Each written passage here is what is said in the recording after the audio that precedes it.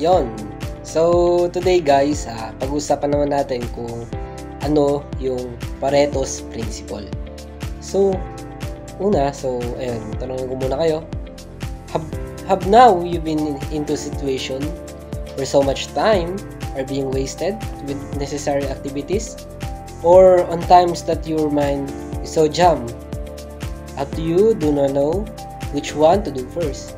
So, tanong ko muna kayo kung napunta na ba kayo sa sitwasyon na hindi nyo alam kung ano yung ginagawa nyo or mas maraming oras ang nauubos nyo sa mga dapat nyong gawin. Ayan. So, next one is yung ito, napakita dito yung Pareto's Principle. So, you can see na yung effort is 80%, then the important is 20%. Then, the other one naman is yung not important is 20%, and then the result is 80%. Malalaman natin mamaya kung bakit 80-20 to. Tapos yung kabila naman, ganun din. 20-80 naman. Ganun. Ayan. So, next is Pareto's chart. So, as you can see here, at the Pareto's chart, you can see that the transmission, yung pinakamataas, ayan, transmission is, yan, umabot siya sa 35. Yung fuel system is 25. Yung miscellaneous is 20, and so on. So, yun, noisy, driver's control, other electrical, ignition, cooling system, braking, emission, and steering. So, yun, makita nyo lang, papababa siya. Then, next one is, pero makikita natin to, yung, tag dito, parang cumulative revenue, ganun. So, ayan, revenue ng A, B, C, D, E, and F. So, as you can see, papababa siya. Yan, from 150 to lowest is the F to, let's say, 10 na lang siya, ganun. Kasi wala siya naka-indicate. So, ayun, next one naman natin.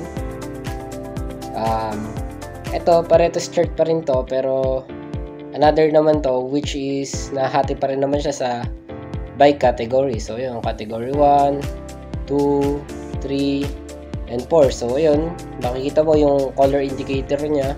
Yellow is renew, orange is old, and blue is new. So, here at the category 1, you can see na yung new is sobrang taas pa. Sa taas siya, pinamalaki. Then, next is yung renew. Then, category number, tapos old pala sa category 1. Then, sa category 2, makikita mo na lang is yung old and new. Wala na siyang renew.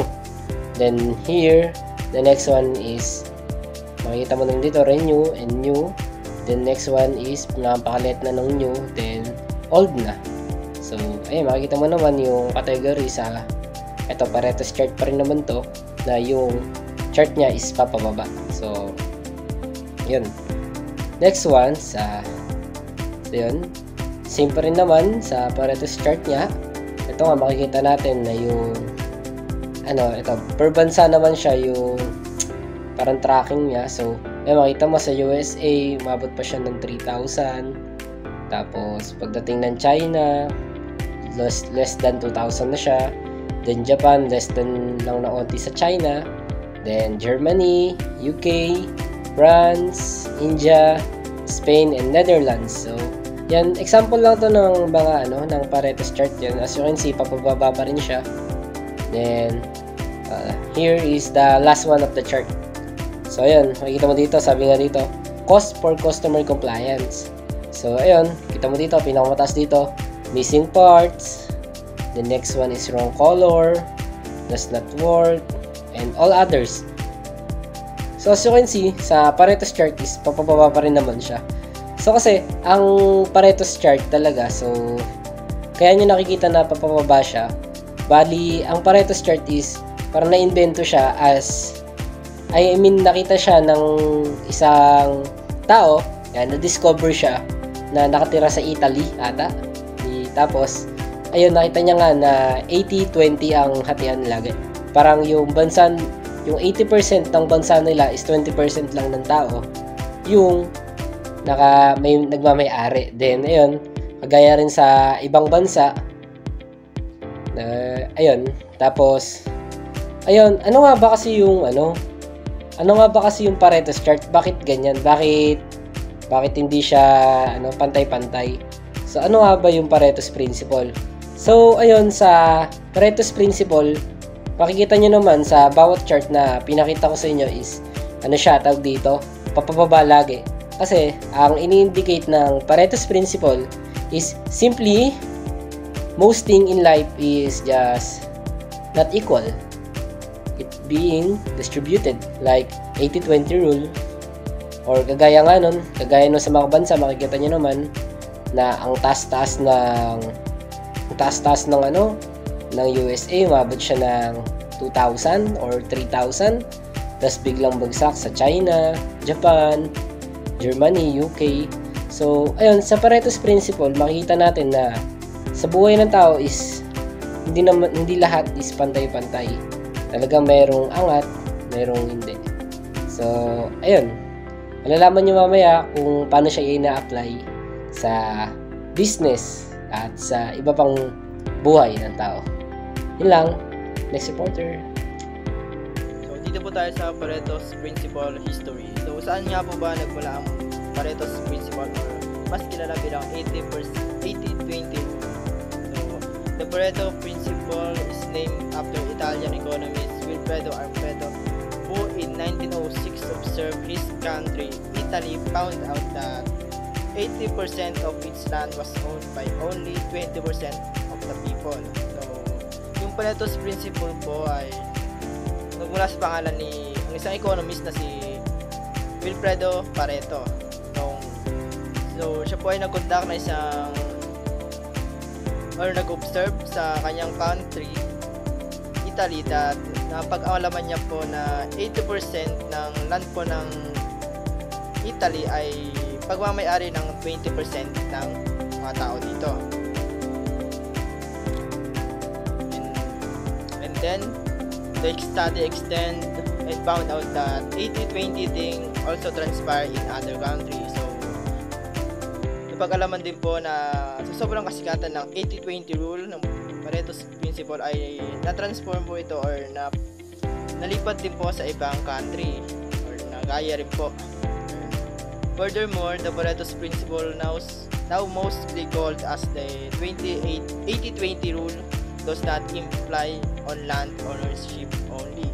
It can only be seen in many aspects of society, business, and life in general. So, dati po ang 80-20 rule po ay makikita lang po sa land ownership.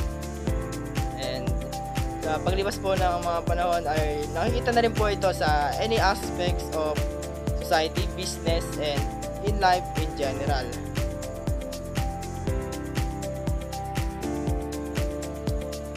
Unang-una na po dyan sa Pareto's Principles ay 80-20 rule ay makikita po natin sa business or everywhere in business.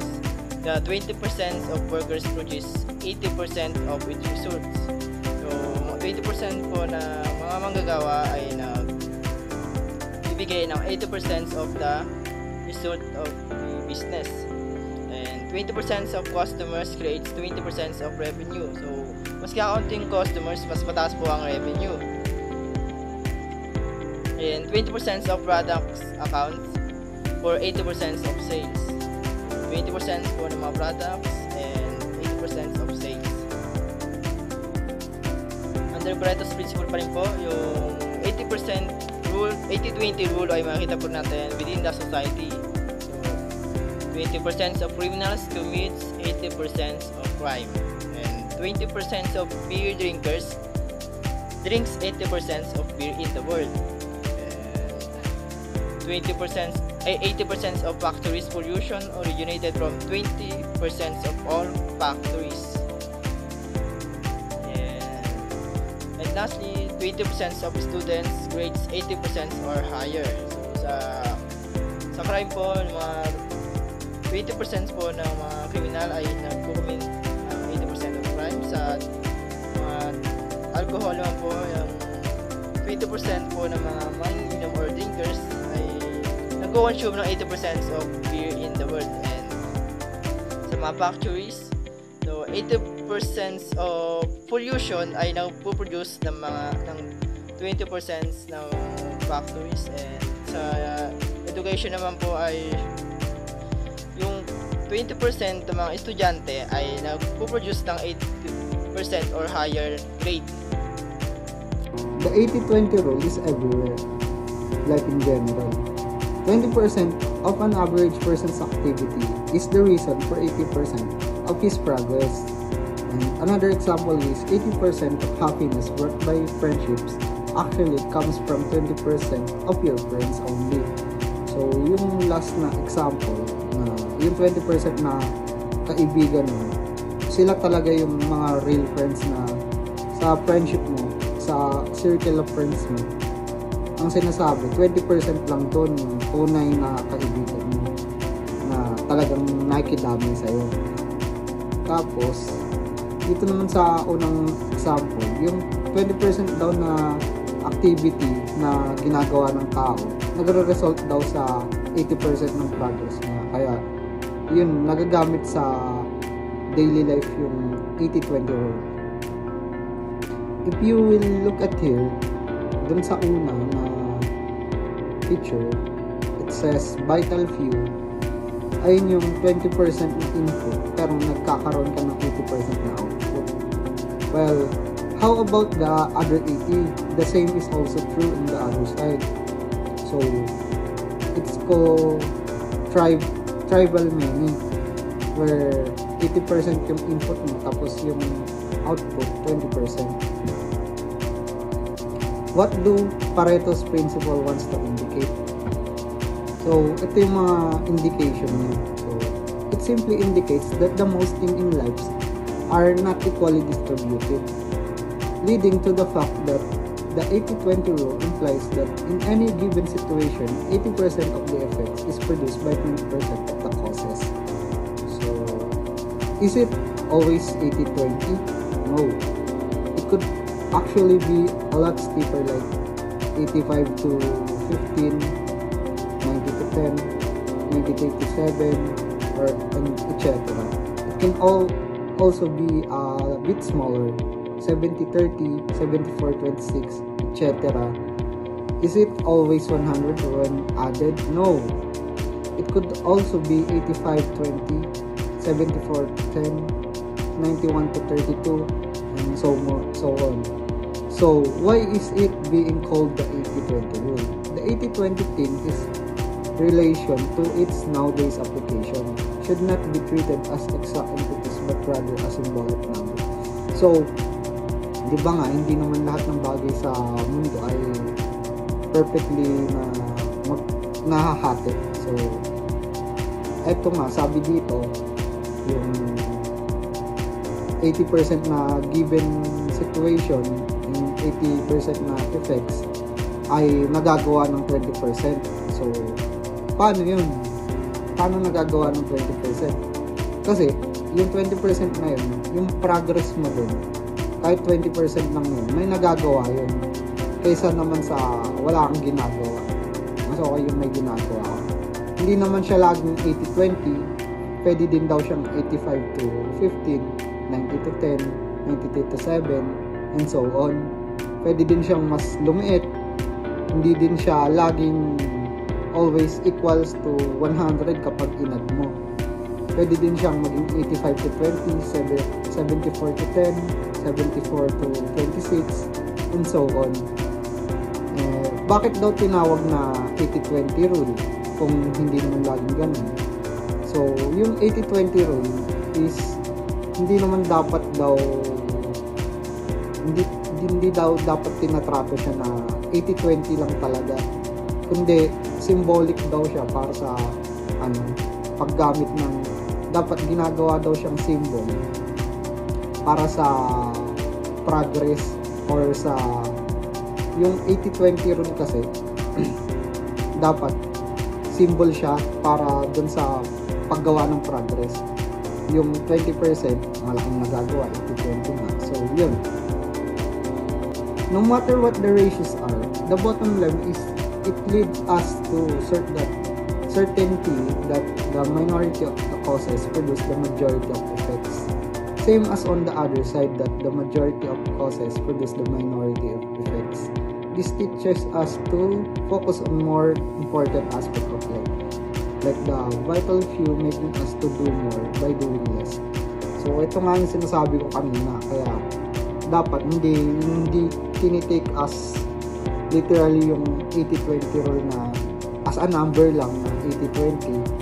So ito nga yung ibig kong sabihin kanina, yung sa vital few, do more by doing less. Mas madami kang magagawa kahit mas onti yung nilalagay mong effort. That's the 80-20 rule. How can Pareto's principle be applied in business? Pareto's principle business, because in the business, you generally don't have the resources, time, energy, and management focuses to do everything at once. Secondly, the Pareto's principle teaches us that not everything is equally important. What we should do is identify those actions, the vital few that will result in the biggest increase of profit, then focus first on it, not using 80-20 wisely. Maybe because the business to prioritize the least important, which is definitely do not constitute a leap forward. The Pareto principle, also known as 80-20 rule, in the context of business, states that 80% of result come from 20% of effort. In business, this means focusing on the vital few actions that contribute most to profit rather than trying to do everything at once. Ignoring this principle can lead to prioritizing less important tasks and hindering progress. Pareto's principle business, because in a business, you generally don't have the resources, time, energy, and management focuses to do everything at once. Secondly, the Pareto's principle teaches us that not everything is equally important. What we should do is identify those actions, the vital few that will result in the biggest increase of profit, then focus first on it, not using 80-20 wisely. Maybe because the business to prioritize the least important, which is definitely do not constitute a leap forward.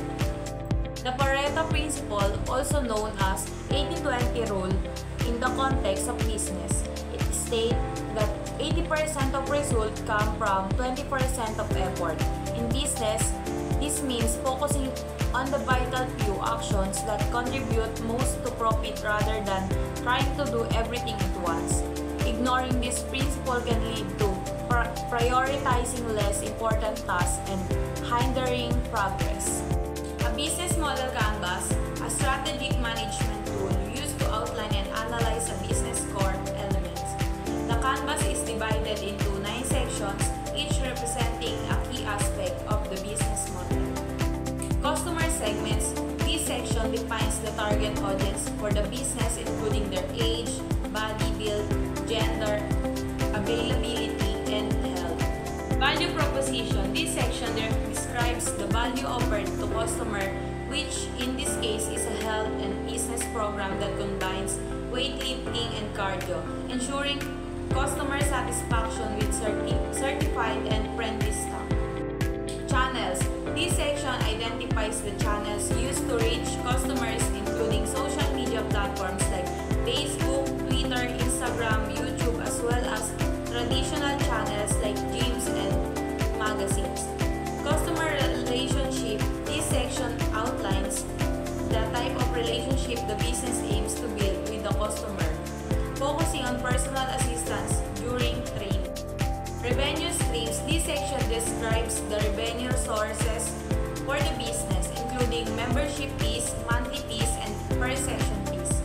Key sources.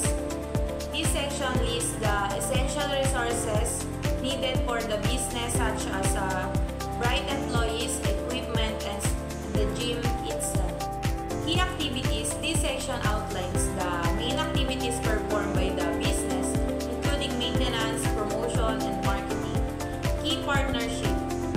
This section identifies the key partner involved in the business, such as equipment, supplier, certification agencies, and advertising companies.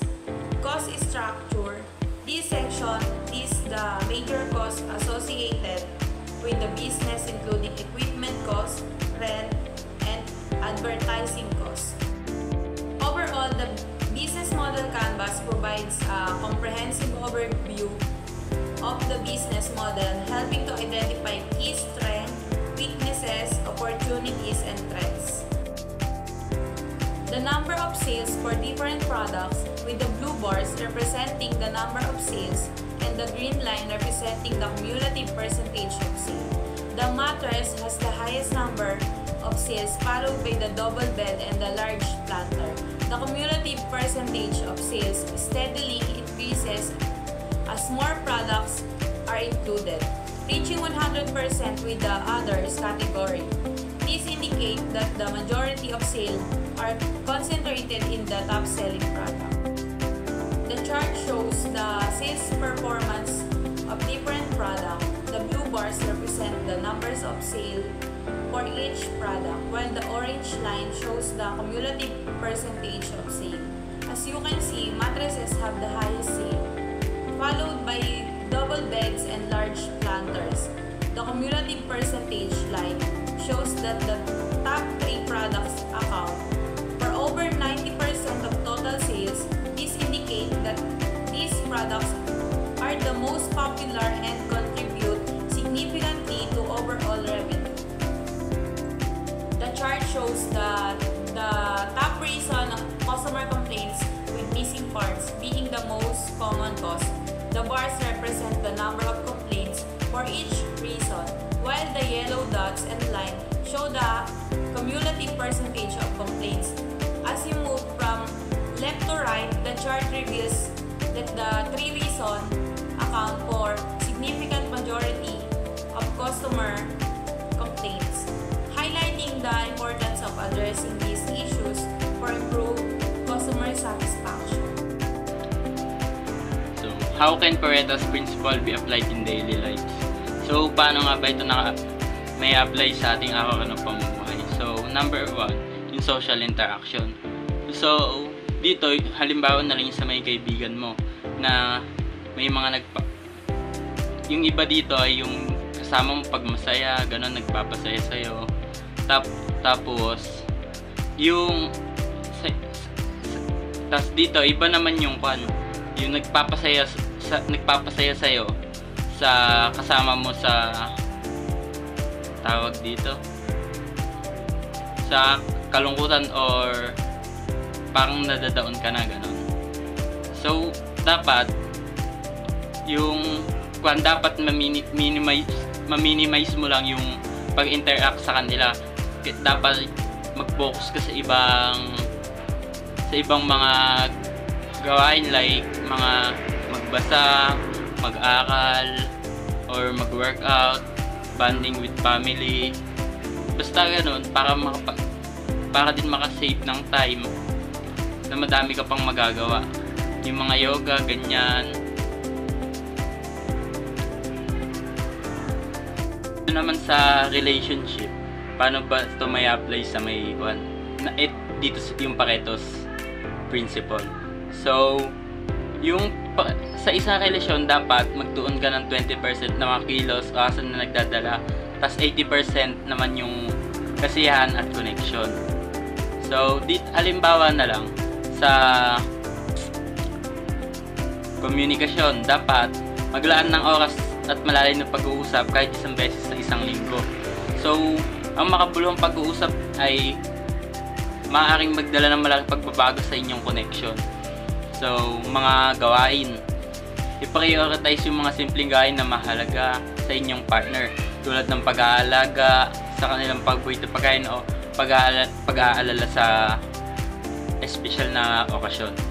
So, dito pa yung quality time, yung maglaan ng oras para sa mga aktibidad na pareho yung gusto. Halimbawa na lang, manood ng TV magkasama, mag-date, or gumala kahit saan. Isa pa dito yung suporta. So, sa suporta naman, ay kahit sa mga maliliit na bagay tulad ng pagtulong sa mga kanilang gawain or proyekto, pagbibigay ng courage sa mga personal nilang layunin. So isa pa yung pagsasaayos ng alitan. So mag-focus dito sa mga pangunahing issue sa halip na maliit na hitwaan. So ang mabilis na pag-aayos sa mga pangunahing problema ay naging susi sa mas maayos na relasyon. So dito naman sa day-to-day usual activity, meron dito yung mga short-term benefits counterproductive. So dito yung sa panonood ng TV, mga ganyan, 1 to 3 hours. Tapos dito madami sa may social media and mobile games, 3 to 6 hours. Tapos 2 hours naman dito sa tropa or classmate, sa mga may bisyo, gano'n. So dito naglalaan ka ng mga 12 hours na napakatagal. So dito naman sa kabila yung studying, bonding with family. So sa pag-aaral naman 0-1 hour, di ba ka ba? Tapos sa family 0 to 30 minutes. Tapos sa meditating 0 to 10 minutes. Ito ay around 2 hours lang. So dito sa may una, sa panonood ng TV, paglalaro ng mobile games, social media, bisyo, madami kang magiging negative effects like lack of sleep, unhealthy body, and low grades. In fact, madami pang iba. So samantalang dito naman sa kabila, kailangan mo paglaanan ng oras. So dito pwede kang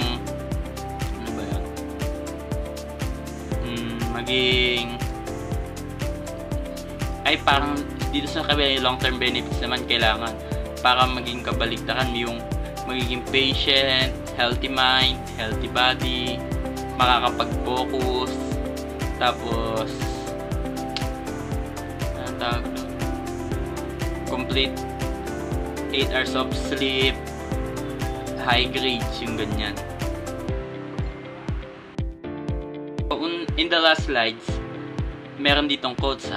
Sabi nga, a big business starts small by Richard Branson. So lahat ng